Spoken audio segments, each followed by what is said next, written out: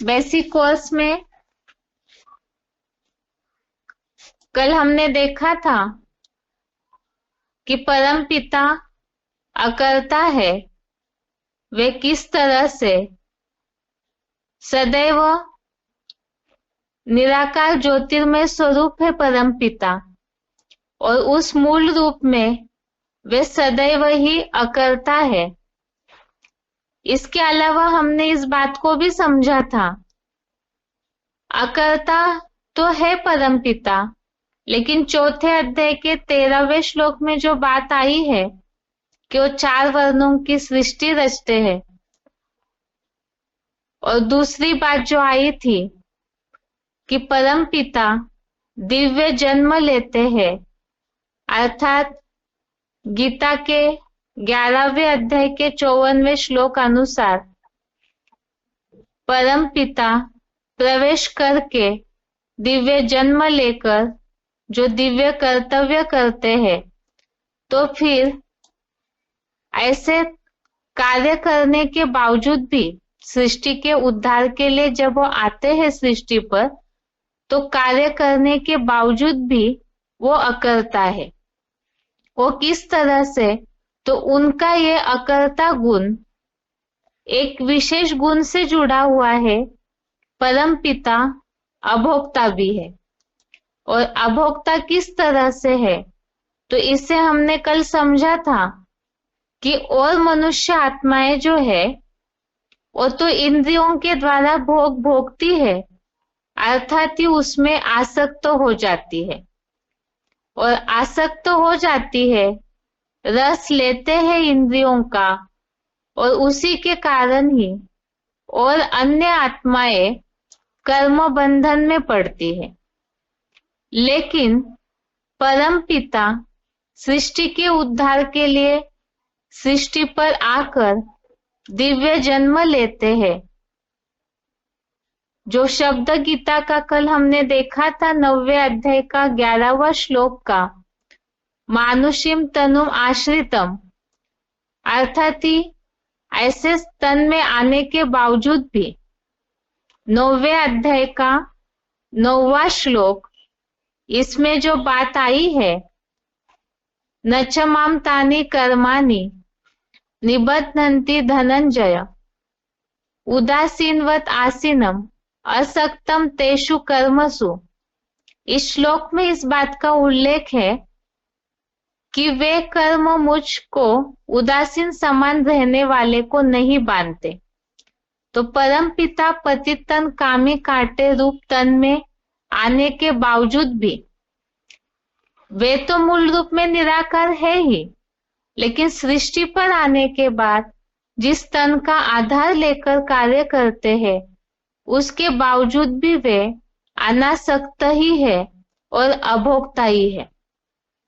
अर्थात ही परम पिता कोई भी कर्मों का फल नहीं भोगते हैं, इसीलिए ही कर्म के बंधन में नहीं पड़ते हैं। अब परम पिता अभोक्ता होने के कारण ही कर्म बंधन मुक्त है। वो कैसे? इसके बारे में भी गीता में स्पष्ट किया हुआ है। ये तो हमने समझा कि वे अनासक्त है, अर्थात ही कर्मों का फल नहीं भोगते, अर्थात वे अभोक्ता है। उनको फल की कोई अपेक्षा ही नहीं रहती है, इसीलिए ही वे कर्मों के बंधन में नहीं पड़ते हैं, कर्म बंधन मुक्त है। इसी के बारे में भगवत गीता का 4थे अध्याय का 14वां श्लोक, अध्याय 4 श्लोक नंबर 14 श्लोक है, न माम कर्माणि लिम्पन्ति न मे कर्म फले स्पृहा इति माम यो भी जानाति कर्म भिन्न रसबध्यते। श्लोक में कर्म भिन्न सबध्यते, इसमें हाईलाइट किया हुआ है पहले तो श्लोक का अर्थ देखते हैं, जिससे ये बात स्पष्ट हो जाएगी कि परम पिता किस तरह से अभोक्ता होने के कारण ही कर्म बंधन से मुक्त है। श्लोक का अर्थ है, न मुझको अच्छे बुरे कर्मों का बंधन है, न मुझे कर्मों के फल में कोई प्रकार की इच्छा है। ऐसे जो भली भांति मंथन करके मुझे अर्थात सदाकाल निर्लिप्त रूप को जान लेता है, वह स्वर्ग और वैकुंठ के 21 जन्म अर्थात सतयुग त्रेतायुगी आधा कल्प कर्मों में नहीं बंधता, वहां सुखी ही रहता है। बात चल रही है अभोक्ता होने कारण परमपिता कर्म बंधन मुक्त है।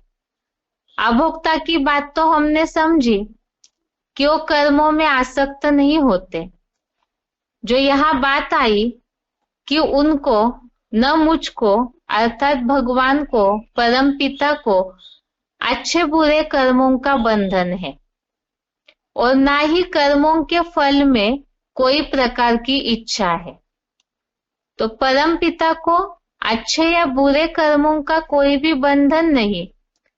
और दूसरी बात, कर्मों का फल अर्थात ही जो रिजल्ट निकलता है कर्म करने के बाद, तो उसकी भी उन्हें कोई इच्छा नहीं है। इस बात को समझने के लिए ही हम मनुष्य आत्माओं से कंपैरिजन करके समझते हैं।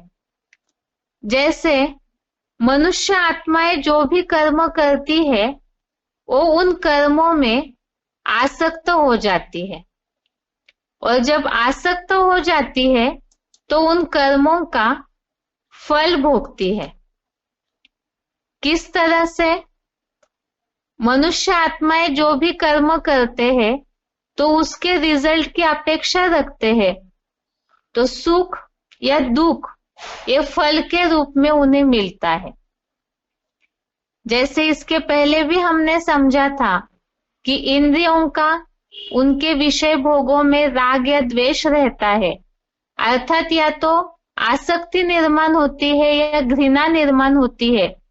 तो इसी तरह से अच्छा या बुरा कर्मों का फल और उसी आधार से सुख या दुख मनुष्यों को मिलता है।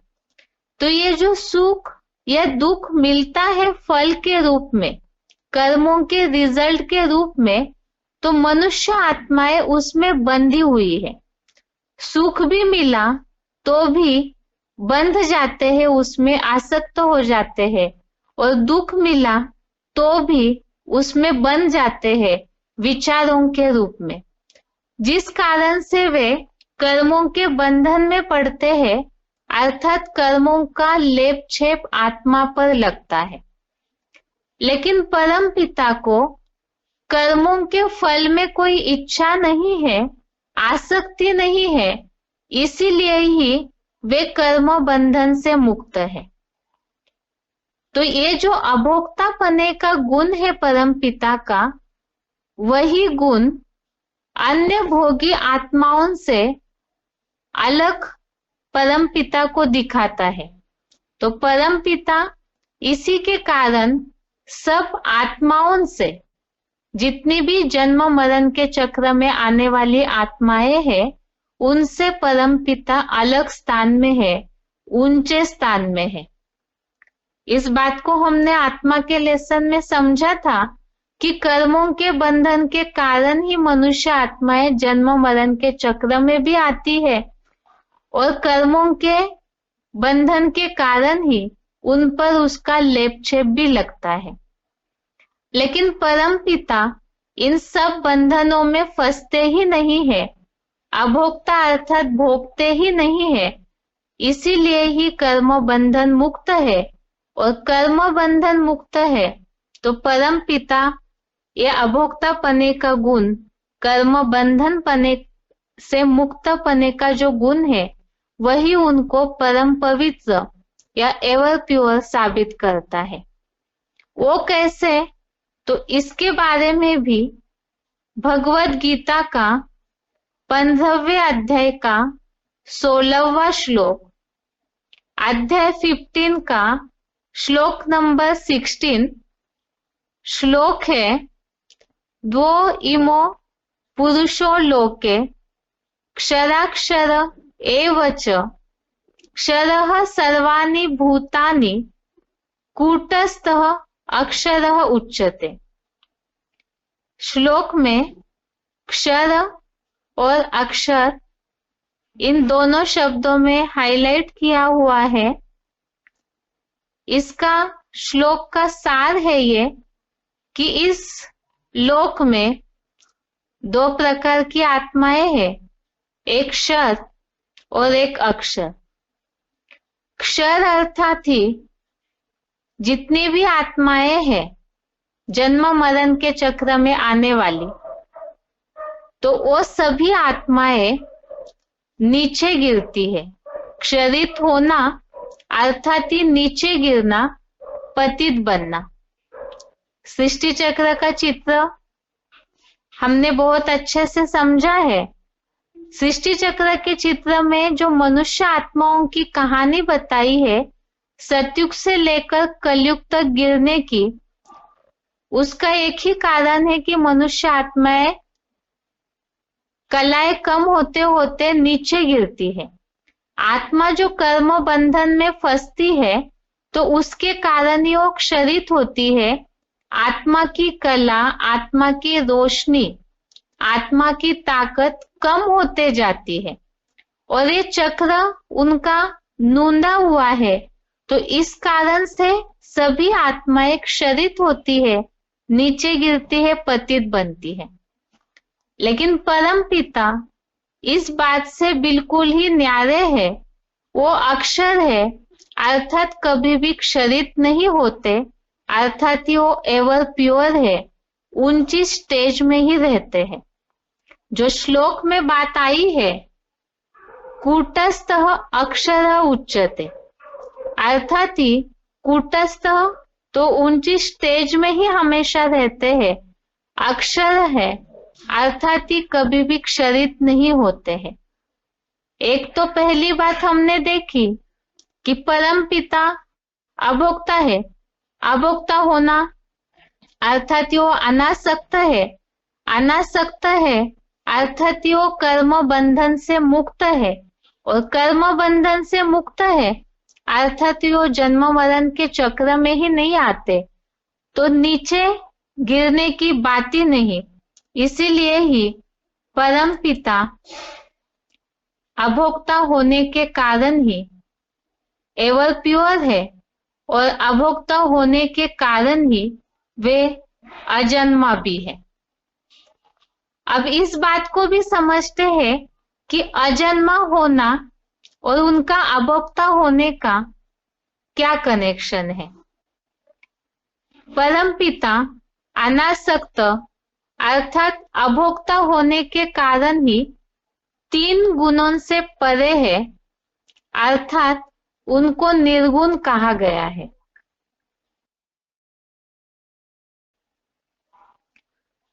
ये निर्गुण कहा गया है अर्थात क्या, इसे हम भगवत गीता के श्लोक के आधार से समझते हैं और उसके साथ साथ ही मनुष्य आत्माओं से। टॉपिक ही हमने भगवान के गुणों का इसलिए देखना शुरू किया कि मनुष्य आत्माएं और भगवान, और मनुष्य आत्माएं ही देवात्माएं बनती है। तो देवात्माएं और भगवान अलग है, और उनमें अंतर क्या है वो उनके गुणों से ही पूरी तरह से सिद्ध होगा। और इसे देखने के लिए ही हम परम पिता के गुण देख रहे थे। तो परम पिता निर्गुण कहे गए हैं, अर्थात 3 गुणों से परे है। और 3 गुण अर्थात जैसे मनुष्य आत्माएं प्रकृति के 3 गुणों में आसक्त होती है और 3 गुणों से प्रसारित होती है, और उसमें वो बंधी हुई है। पहले तो परम पिता के लिए हम देखते हैं कि वो किस तरह से निर्गुण है। भगवद गीता का 13वें अध्याय का 14वां श्लोक, अध्याय 13 का श्लोक नंबर 14 श्लोक है, सर्वेन्द्रिय गुणाभासम सर्वेन्द्रिय विवर्जितम असक्तम सर्वभूत चैव निर्गुणम गुणभोक्तृ च। श्लोक में निर्गुणम इस शब्द पे हाईलाइट किया हुआ है। पहले श्लोक का अर्थ देखते हैं। अर्जुन के रथ में सब इंद्रिय गुणों का आभास होता है, फिर भी मन बुद्धि से जैसे भूली हुई सब इंद्रिय विहीन की सदा काल निराकारी स्टेज वाला कोई में भी अनासक्त होते भी सब प्राणी मात्र का पोषण करता है और वह निर्गुण है तो भी मुकर्रर रथ से गुणों का भोगता है। तो यहाँ जो बात आई है, अर्जुन के रथ में सब इंद्रिय गुणों का आभास होता है, फिर भी मन बुद्धि जैसे कि भूली हुई है। तो परम पिता का एक तो अपना शरीर ही नहीं, तो शरीर न होने के कारण उनकी अपनी इंद्रियां नहीं है, इसीलिए ही वे तो सदैव के लिए ही निराकारी स्टेज वाले हैं, तो अनासक्त है, सब प्राणियों का प्राणी मात्र का पोषण करता है। तो इसमें जो बात आई, ये सारे गुण ही वास्तव में आपस में कनेक्शन वाले हैं और इस सृष्टि पर आते हैं तो साधारण तन का आधार लेने पर भी, सृष्टि परिवर्तन का कार्य करने पर भी अकर्ता है। अकर्ता इसलिए है क्योंकि वे अभोक्ता है, कोई बातों को भोगते ही नहीं, और उसके साथ ही वो अनासक्त भी है, और अनासक्त होने के साथ साथ वे कर्म बंधन मुक्त है। जो यहाँ बताया कि वो सब प्राणी मात्र का पोषण करता है, फिर भी वे अनासक्त है और वह निर्गुण है। तो मनुष्य आत्माओं के लिए ये बात है कि वो तीनों गुणों में, ये तो आत्मा के लेसन में हमने समझा है कि मनुष्य आत्माओं के जन्म मरण में चक्र में आने का कारण ही है प्रकृति के सत रस तम तीनों गुण। इन तीनों गुणों में आसक्त होना ही मनुष्य आत्माओं के जन्म मरण के चक्र का कारण है, जिसके लिए ही भगवत गीता में ये श्लोक हमने इसके पहले भी देखा था। 13वें अध्याय का 21 नंबर श्लोक, अध्याय 13 का श्लोक नंबर 21, पुरुषः प्रकृति स्तोयी भुंक्ते प्रकृति जान गुणान कारणम गुण संगस्य सत सद्योनि जन्मसु। क्योंकि चेतन आत्मा देह रूप अपरा प्रकृति में स्थित प्रकृति से पैदा हुए क्रमशः सत्वादि तीन गुणों को भोगता है। सृष्टि के इन्हीं सत्व आदि गुणों में आसक्ति या लगाव इस आत्मा के सत असत योनियों में, सत असत योनियां अर्थात देव दानव असुर आदि योनियों में जन्म का एकमात्र कारण है। तो मनुष्य आत्माएं तो इस कारण से सत रज तम इन तीन गुणों से प्रसारित होने के कारण, ये तो प्रकृति से पैदा हुए गुण है, इन गुणों की आसक्ति ही मनुष्य के जन्म का एकमात्र कारण है और वो इसी कारण चक्र में बंधी हुई है। लेकिन परम पिता अनासक्त है, अर्थात एक तो उनका अपना शरीर नहीं होता और जिस शरीर में प्रवेश करके वो कार्य करते हैं उनमें आने के बावजूद भी वे अनासक्त ही रहते हैं।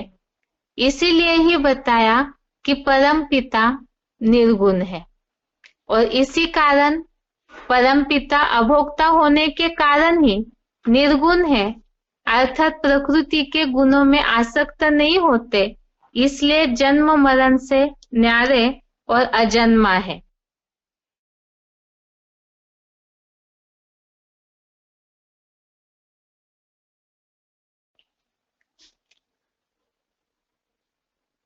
इस तरह से परम पिता के गुण हमने देखे। अभी तक के पूरे बेसिक कोर्स में हमने परम पिता का पूरा परिचय समझा। जैसे परम पिता का नाम सदाशिव, रूप ज्योतिर्मय स्वरूप, जिसकी हर धर्म में किस तरह मान्यता है उसे भी देखा। उनका परमानेंट घर परम धाम, उसके हर धर्म में अलग अलग मान्यता है नाम से, और उस परम धाम को भी सभी धर्म वाले मानते हैं, इसे भी हमने समझा। इस सृष्टि पर परम पिता आते हैं, उसे भी हमने समझा।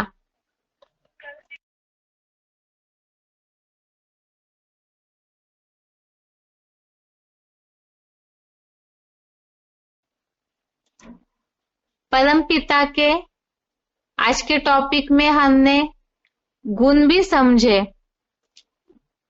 अभी आगे कल के क्लास में जो इस हफ्ते समझा हुआ है उसकी रिवीजन। आज के लिए गीता क्लास यहाँ तक ही। ओम शांति।